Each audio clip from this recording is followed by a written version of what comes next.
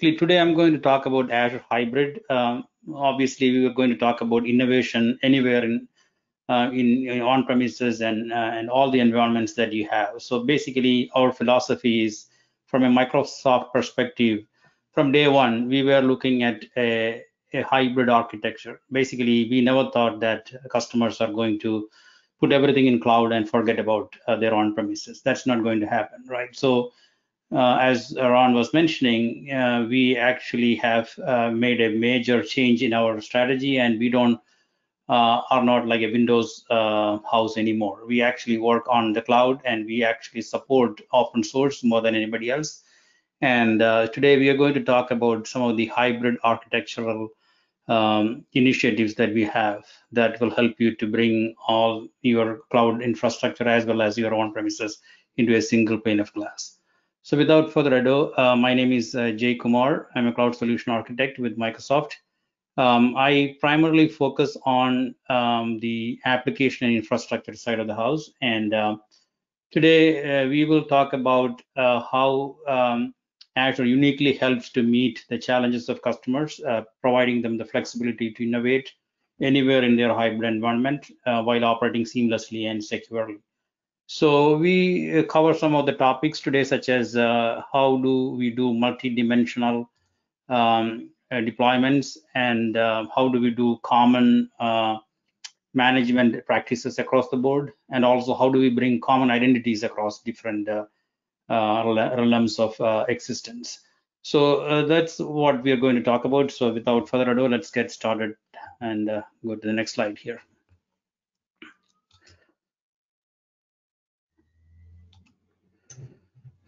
So it is needless to say that IT footprint is growing complex and diverse. With exponential growth of data, many organizations find themselves with the data sprawling across diverse and siloed environments. So many organizations also have thousands of apps running on containers, databases, and VMs.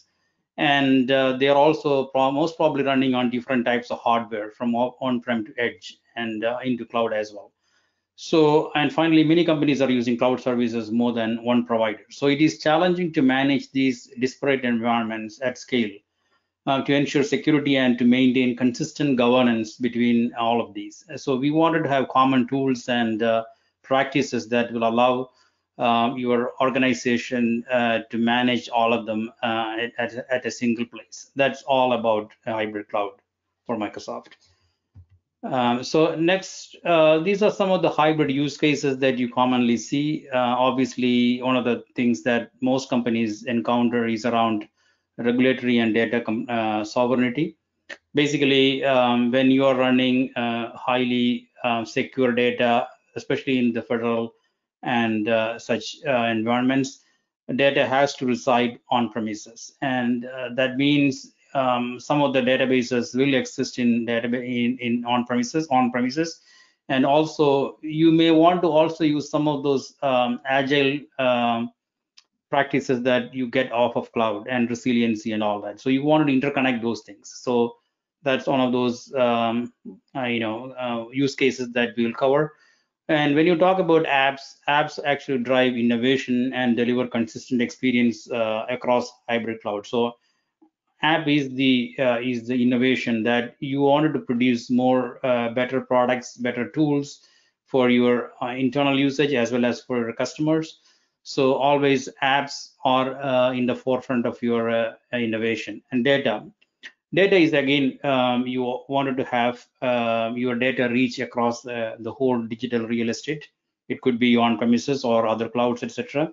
And networking, we want to have networking architecture very hybrid, such that it connects all these things together, right? You cannot have a networking architecture that only connects assets that are sitting in cloud. We wanted to have everything interconnected.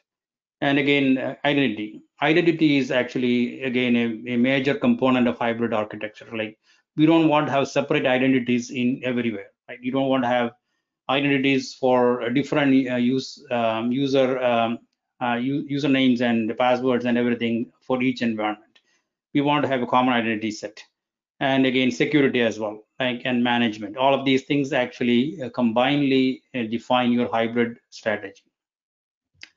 So let's look at what Microsoft is doing here. So most organizations have large application portfolio with hundreds of and thousands of applications, sometimes even and much more than that. So how do you assess your application portfolio and take advantage of the different cloud models? It could be SaaS or PaaS or IaaS, and how do we gain efficiency? And we wanted to put things into the bucket where it's much more meaningful and efficient, right? So we wanted to to design our infrastructure such that you take advantage of the best tools possible. So, first of all, you may take some of those things into cloud as SaaS offerings, like, for example, Office 365 or Dynamics 365 or things like that, where you wanted to have a SaaS model. And then, and again, going from there, you also may have on-premises. Some of those things, like for various reasons, you don't want to move off of your on-premises. And there could be also other places where you want to run it on the edge. Let's say you have customers sitting all over the world, and then you wanted to bring computing closer to them for point of sales applications, for IoT hub and all kinds of things. So there are edge computing scenarios that we wanted to bring. So all these things are primarily your hybrid infrastructure comprises of all these things, and we wanted to connect all these things and manage them as a single entity. So that's where the hybrid management comes into picture. So Azure Arc, we'll cover some of those aspects today. We will talk about Azure Arc, how it is going to streamline the management and operations across different environments. And also we talk about Azure Stack, which is again the edge computing capability from Azure. And again, we also talk about some other things as well. So primarily we'll talk about some of those enablers that will allow you to do hybrid architecture for your environment. So the three components I'll primarily focus are Azure Stack and Azure Arc and IoT. The Azure Stack is an integrated hardware and software system that extend Azure services and capabilities to your environment. And it could be extending Azure into your environment to data centers or even edge locations. So that's one of those things that if you wanted to use the same look and feel and same tool sets that you want to run your workloads, then you bring Azure to your own premises. The second one is Azure Arc, which is an Azure management and Azure services to any infrastructure. While you are in cloud, you're already using tools and enablers that actually and services that allow you to manage your environment and manage security, manage identity, all that stuff. So you want to bring all those things into your on-premises and into your edge. You don't want to have n number of tools for everything, right? So basically, you make the common tools that work across different places. That's where the Arc comes into picture. And Azure IoT provides the integrated solution that provides you link devices, tools, and data analytics. And in a secure fashion, it will allow you to build your IoT infrastructure, whether it is on the edge or on premises or anywhere. So those are the three things we primarily focus, and we'll also focus some of the other details around some of the management tools. So let's talk about Azure Arc. So Azure Arc, as I mentioned, is a set of technologies that helps customers to simplify complex and distributed environments. It brings Azure management, Azure services, and Azure security into, and even DevOps to any infrastructure. So the way it works is when you are orchestrating any asset in Azure, you are bound by the tools that allow you to manage those in Azure. Like when you put something in outside of Azure, you will be able to have some sort of a proxy of those things in Azure. And then you will be able to manage as if you are managing an Azure resource. Basically, it is a connector that actually goes into the environment wherever it is, and then manage that asset as if it is in Azure. So we will talk about some of the architectural framework around that. So basically, this allows you to apply policies. It applies, security practices, and also services anywhere in the world. So that's the Azure Arc design philosophy. So this actually provides you some sort of architectural view of how Azure Arc works. Basically, as you all know, everything in Azure is managed by something called Azure Resource Manager. And whether you interact with Azure through the portal or through the scripts or any SDK, everything, it is actually interacting with the Azure Resource Manager in terms of orchestrating all these resources. It could be identity or the role-based access control policies or anything. And what Azure Arc does is it's an add-on component to the Azure Resource Manager, which actually interacts with the external component and provides you some sort of visibility into your workloads using the Azure Resource Manager. Pretty much Azure Resource Manager is aware of what is happening outside of Azure through these kind of interactions. And you can also do other tools on top of it, such as native tools and admin tools also will be enabled on through this interface. So this is a generic picture. If you wanted to know more about these things, you can go and look at Microsoft documentation around all that. There is this picture there, and you will. And it's pretty easy to set it up as well. It is actually an agent-driven process. You actually connect your on-premises to Azure Arc, and then you can see those things coming up in the Azure portal. The next thing is around, and again, from Azure Arc, there are three specific solutions that I want to talk about. One is organize and govern across environments. So basically, you can do multi-cloud visibility or on-premises visibility for virtual machines. So you can use Azure Arc to manage your machines and VMs and all that. And you can also do at-scale Kubernetes app management. Let's say you are running a Kubernetes cluster on premises, and obviously Azure has the AKS, Azure Kubernetes Services. And if you enable your on-premises Kubernetes through Azure Arc, it is almost similar to an AKS instance. So basically, anything that you do with AKS, you can do with the on-premises Kubernetes cluster. And so you can manage them, scale them down, up, and as long as you have resources on premises, the management aspect is the management layer is isolated and provided to you from the Azure Arc framework.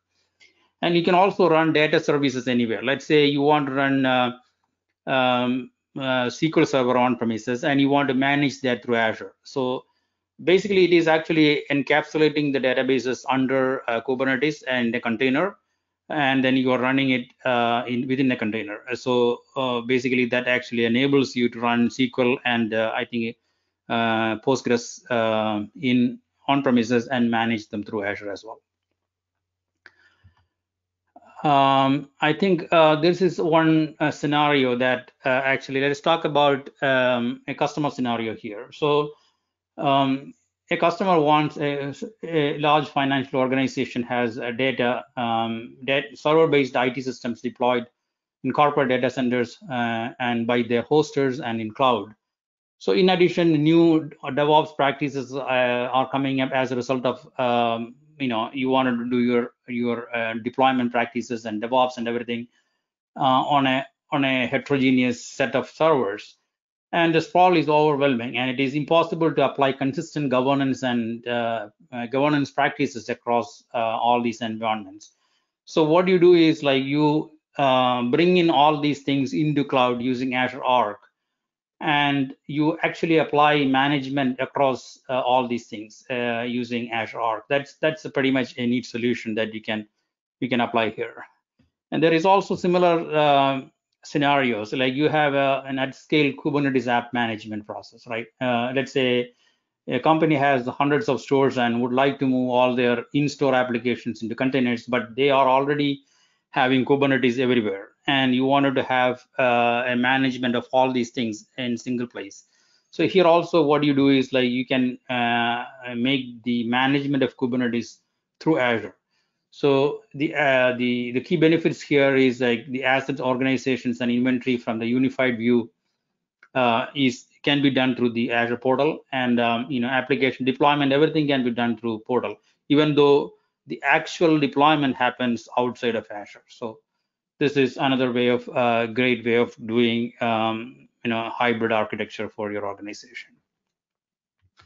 So I actually touched upon this previously. This is about data services. This is also running elastic databases on premises with unified management and cloud-based access. So basically, currently we actually support 2 services with more coming soon. The first one is Azure SQL database, and the other one is Azure database for PostgreSQL. So all these things you can deploy on premises and then manage through Azure Arc. So now I think I'm not going to spend a lot of time in this slide, but again, this is the concept a little more in detail. You have the Azure Resource Manager.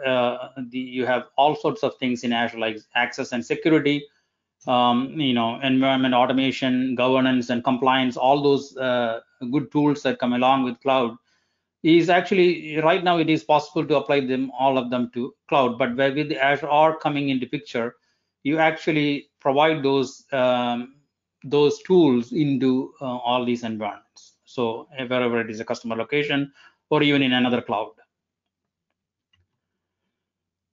All right, so let's talk about Azure Stack portfolio.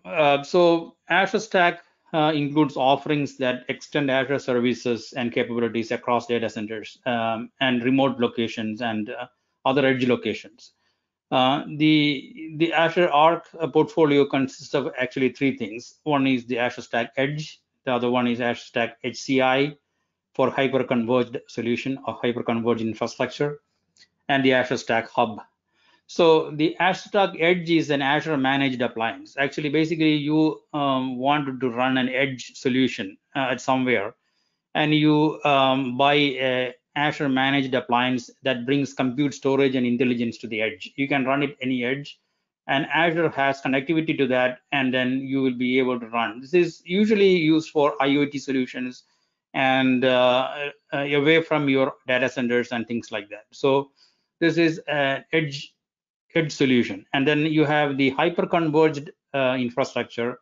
This is actually used for optimizing virtualized applications. Like hyper-converged actually means you are compressing all the the data center into a small box. Basically, anything like a virtual machine, virtualizations, the servers, and networking and storage, everything actually comes in a box. It is highly efficient, and you can run a lot of workloads in that, and it will enable connectivity into cloud as well. So basically, let's say you have a highly visible project that you wanted to like run separately with HCI. Then you buy this hardware and then put it in your data center and then run your solution on top of it. Again, Azure Stack Hub is again an integrated system that actually runs Azure on premises. This is the third solution, which will run on approved hardware. Basically, you bring your hardware and then you run Azure within your on premises. Basically, this allows you to like use the common sets of tools. Let's say you are very familiar with Azure. Your developers are skilled in Azure. They want to develop the same way they develop in the cloud, but they wanted to have the data sovereignty and they want to run the whole stuff in Azure. Also, they don't want it could be also run in places where there is limited connectivity. So let's say this is usually done in cruise ships and all that stuff. Basically, when there is no much connectivity, you can run all these things in the Azure Stack Hub, and when connectivity happens, everything syncs up, and that way it will be easier for you to manage as well. So these are the 3 major solutions in the Stack portfolio. I think we have some more slides around how this Edge solution works. As I mentioned, Edge has number of existing capabilities. It's a hardware accelerated machine learning capabilities usually used for IoT and machine learning type scenarios. It comes with the FPGAs like field programmable gate arrays and GPUs. So you can run machine learning models into these stack edges. And then you can run Kubernetes clusters on the edge, and you can do all sorts of things on the edge as well. And now the hyper-converged architecture again connects to Azure from offshore. It can be done for disaster recovery or monitoring. Let's say if you wanted to do some on-premises disaster recovery, you could do this, and you can actually connect from Stack HCI to Azure and then do some more. If you wanted to like have another copy, or do you wanted to have some interaction, you wanted to, if the HCI wants to use some of the tools that is available in Azure, you can do all that stuff. Whatever is the wiring is depending on your needs. Again, we already talked about the hub. The hub actually is much more comprehensive than the other two solutions, because it is Azure. It's kind of a mini Azure running in your on-premises. So it can run Azure Web Services, containers, functions, and even Azure marketplaces. So not all the solutions are available in Hub because of the limitations of the hardware and the way it is running. But there is a list of things that you can run in Azure Hub, but it's pretty much like running Azure, on premises for whatever features, whatever capabilities that it allows. It's almost like a region for you. So when you say like, I don't have this feature in region, let's say South Central or something like that, it's similar to that. Azure Stack probably may not have everything, but it has most of the things that you may want to do it for your practical purposes. It also allows you to provide DevOps, and you can deploy to that using DevOps and everything as it is an Azure data center.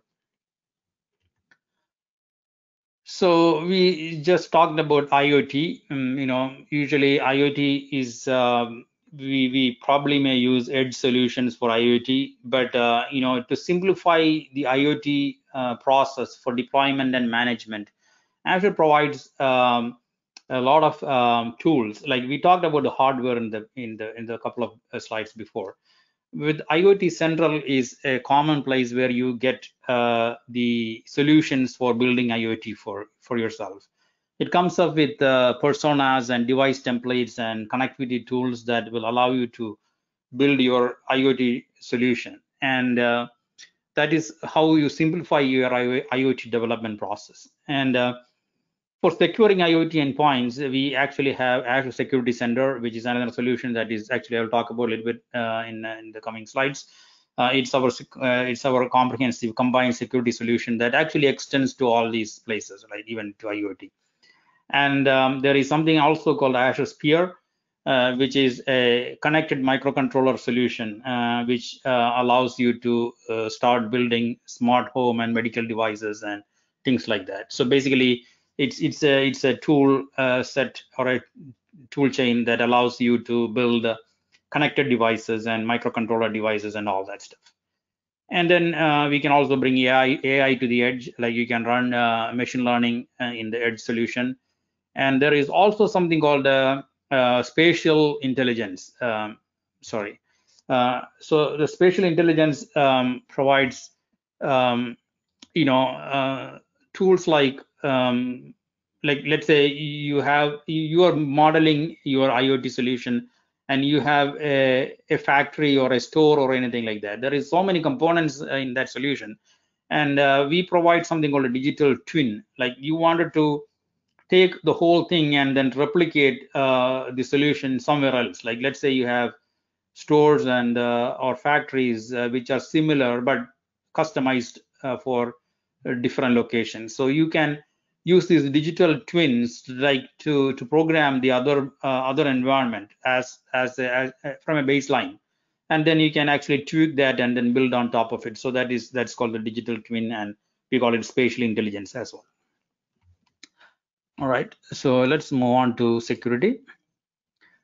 So in terms of hybrid security, Azure we actually take security very seriously. Microsoft actually invests around $1 billion every year for cybersecurity. It's one of the things that we take very seriously, because the public cloud is as good as if it is secure. Otherwise, people will lose confidence in the cloud, and then we want to make sure that we actually make the best effort to manage it, to make it secure.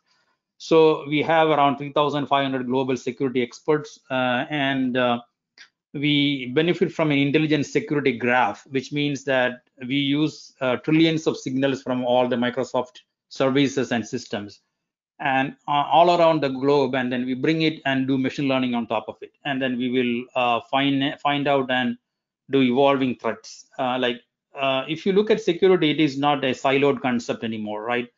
Every signal could be a part of an intelligent graph. Things are connected.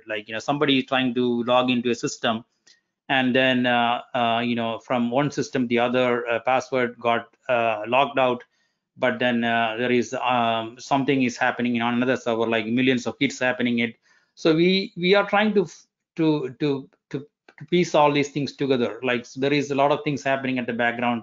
So there are tools like Azure Sentinel, which actually piece all these things together. So I'll cover a little bit on that as well. So the fundamental tool that actually this comes, the basic of this comes as free service. It's called Azure Security Center.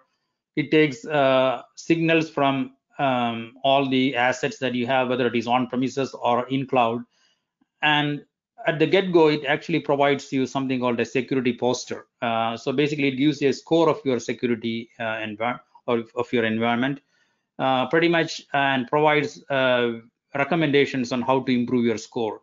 So basically, it actually evaluates how you have deployed and what is coming in, and provides you that score. And if you look at Security Center, it is more like a knowledge-based kind of tool. It gives you, it is not like a threat intelligence or like an operational tool. It is more like I would say it is more around understanding and then making decisions and choices, right? Basically, this Security Center reads all these telemetry and provides, let's say you have hundreds of servers, and say 50 of those are not having patches. Those things will be detected in the Security Center, and it will be saying that, okay, and it will give you specific instructions, go and do this patch, and things like that. And it also evaluates compliances. So there is also an add-on to Security Center that actually does the IP, the PCI DSS or whatever types of compliances that you have. It will also basically evaluate your environment based on that. So that's what Security Center does. And the cool thing is that this is a hybrid tool, and as long as you are connected through Azure Arc, or like you are getting even without Azure Arc, you can actually connect on-premises environments to the Security Center with the connectors. Now let's look at the Sentinel. Sentinel is more like an operational tool. It's called it's called a SOAR tool, like security orchestration, automation, and response. It's more like a response tool than like a management tool. So basically what it does is you can look at every incident. It actually flags and alerts you on what's happening, and you can drill down and connect things together. It is more a live tool than a security center. And it actually allows you to drill down to people, machines, and tasks and processes and all that stuff. And there is a big graph of all that stuff. So you can navigate from one place to the other and then see what's happening in your system and then take corrective actions. That's what the Azure Sentinel does for you. Now let's look at hybrid identity. So when you are developing stuff in on-premises and all over, you want to bring a single identity. So that's where the Azure Active Directory comes into picture. So Active Directory is at the core, it enables synchronization between on-premises and cloud identity infrastructures. So basically, Azure AD Connect is the tool that you should use to synchronize your on-premises with the Azure Active Directory.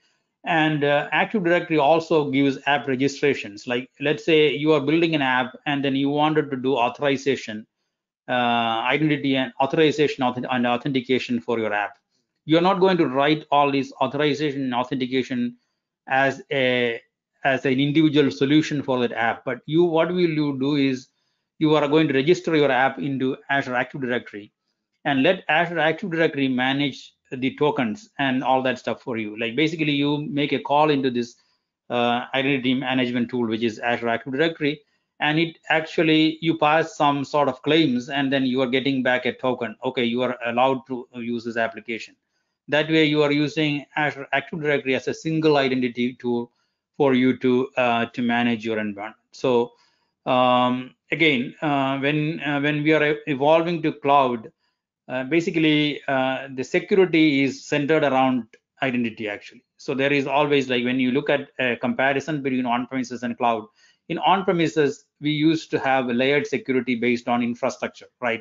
Basically you will have network security, you firewall off, you will have a application level security, and finally you have user security, which is based on identities. But when you're going to cloud, you still do all this layering, but then you, first of all, your first point of interest is identity. Basically you want to make sure that a single identity is the key for everything, right? Basically you want to know who is coming into the system and who is working on it, whether it is your customer or your on premises or your employees or whoever it is. So basically that is centered around that, but then you span out of that into other layers of security, and that's where the single identity and security comes into picture. All right, now let's talk about a little bit of enterprise integration. When we connect different systems, we also want to do integration. Like, if you are familiar with an organization, how we connect systems together, there is usually people have some enterprise service bus or API driven solutions that allows you to interconnect systems. Now in this new world, we have systems that are sitting in Azure, systems sitting in on-premises or some other place. So we want to have integrated solutions. You may want to have workflows, like something is triggered off of one system and then you want to take actions in another system. So we make all these things possible using enterprise integration. So one of the workflow integration tools that we have is called the Logic Apps, which is serverless logic app that allows you to build solutions used in a graphical way. It gives zillions of connectors to existing SaaS products or your own solution. You can write custom connectors and all that, and you can just connect and then do actions or and triggers and all that stuff. Like when something happens in the system, do something else, and I connect to another system and do something else. I push some, or I can push some items into a queue, and then somebody else is subscribing to that queue and they're making actions based on that. So there is this thing called Azure Service Bus Relay.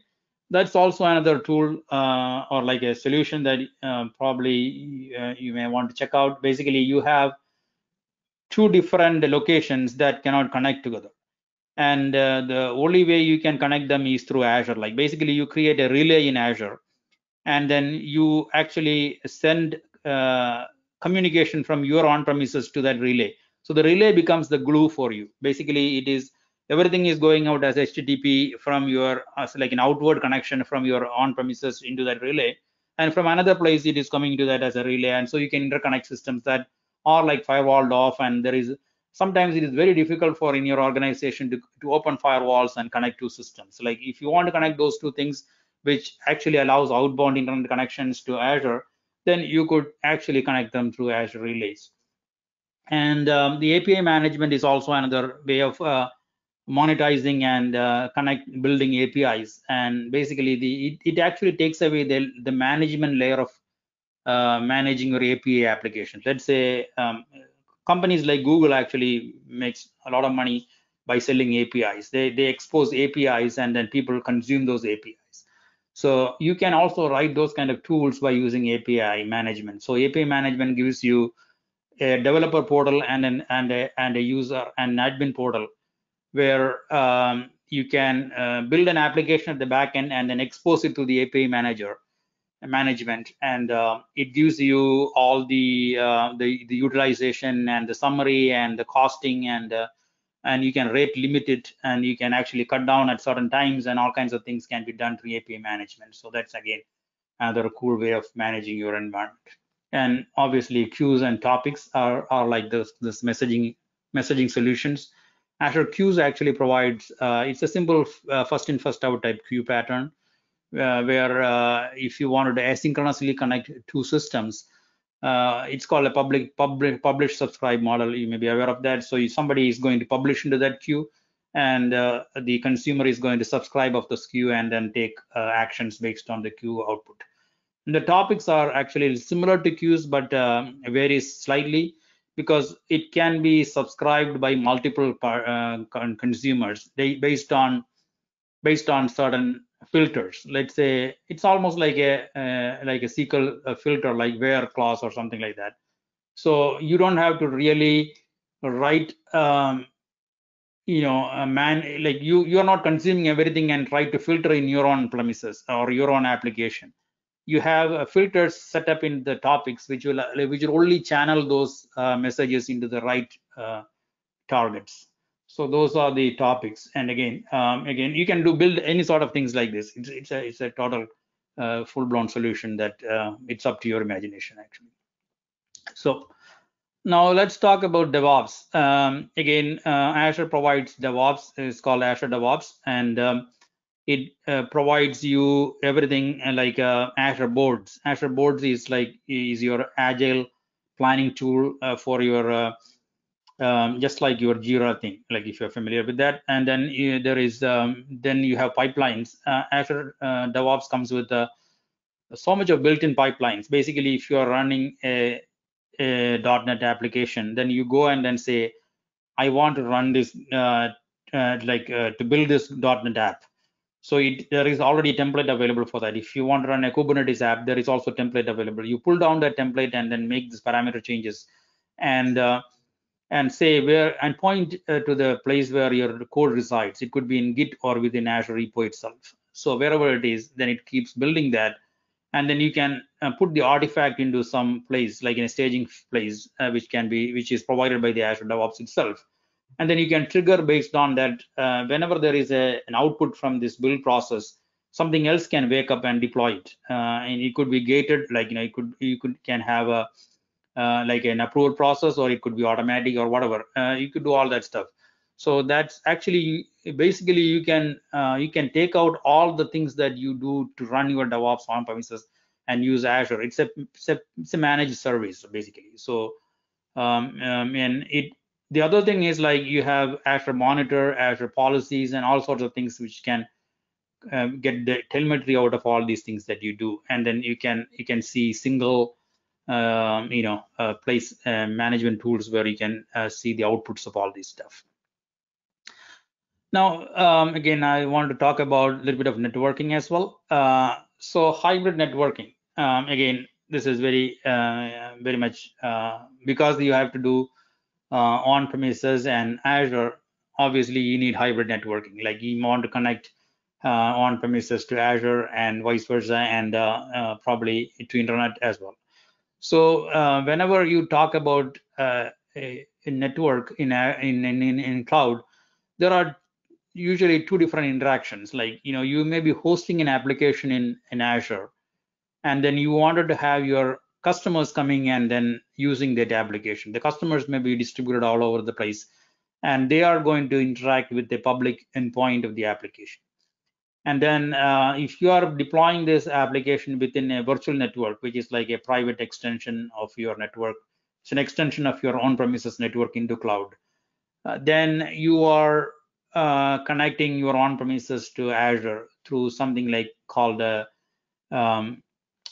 express route or VPN connection. It's a tunnel that actually goes from your on-premises to Azure, which is a private secure network. So again, we in the next slide I'll talk about that. But before that, we have a massive set of networking fiber laid out all over the place, and around 60 plus regions, I think, right now, and it's all connected through fiber, which is owned by Microsoft. and we don't lease out all these things, and so it is very secure as well. So I think it is around 130K miles of fiber or something like that, and cables and all that. And again, there are 160 plus edge locations. So the same thing that I mentioned before, the edge computing. So if you have an edge solution, then you can actually connect from the edge into that as without even going to the Azure region itself. And there are express route partners. If you wanted to build your own private network that connects dedicated connection into Azure, then there are partners all over the place that will allow you to build that hybrid network. So now let's look at how this looks like. This looks like a familiar pattern. You have a data center, two different data centers, and you have branch offices, and you may have a WAN connection, like a wide area network that connects all your data centers together. And most probably it may be an MPLS WAN. And people usually connect smaller offices to the main data center using VPN connections, like it's called IPsec VPN tunneling, and you connect those things. And this is the standard cloudless model, like you have everything on premises. Now let's add cloud into that. So when we add cloud, you could actually do Azure Express Route, which is a dedicated connection going from your data center directly into Azure, and you can actually it has global reach. Actually, you can, so that way you can even use the same resources can be connected from two different locations, two different data centers and all that. And then the branch offices, obviously the branch office probably may have your VPN connection already, but you could detach that, and the branch offices can actually connect into Azure through VPN connections. And then there is something else called Azure Virtual WAN. So basically this allows you to interconnect your branches through the virtual WAN that is provided by Azure itself. So that's another way of connecting. This also provides some sort of flexibility for you, and then restructuring your, and we have very high speed backbone that allows you to, you can utilize those kind of network speed for connecting your branch offices as well. So that's all about network security, network architecture. And again, there are a bunch of, this is not a big comprehensive list of everything, but so many customers are utilizing all these things. There are people who are building on hybrid architecture, and I just wanted to share some of the names here. That's all for today.